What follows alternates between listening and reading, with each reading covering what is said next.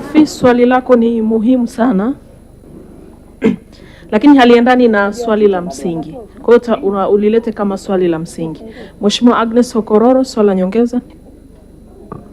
Mheshimiwa Mwenyekiti, nakushukuru.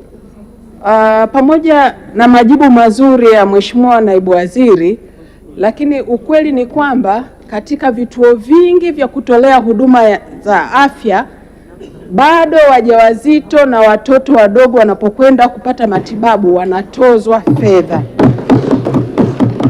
Ninatamani kusikia kauli ya serikali kwa nchi nzima ili vitendo hivi visiendelee kujitokeza katika maeneo mengi. Majibu Mheshimiwa Naibu Waziri.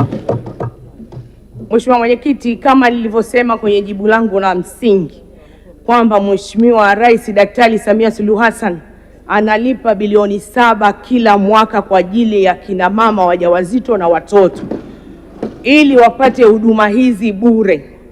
Naomba nielekeze kwa niaba ya Mheshimiwa Waziri wa Afya, nielekeze waganga wakuu kama nilivyosema kwenye swali langu, waganga wakuu wote wa hospitali zote nchi nzima kuanzia ngazi ya taifa, kanda, mkoa, wilaya, vituo vya afya hadi zahanati, ni marufuku kumtoza mama mjamzito na mtoto chini ya miaka 5 gharama za matibabu, kwa sababu Mheshimiwa Rais Daktari Samia Suluhu Hassan amekwisha lipa kwa ajili ya kundi hili. Mheshimiwa Mwenyekiti, naomba kuwasilisha.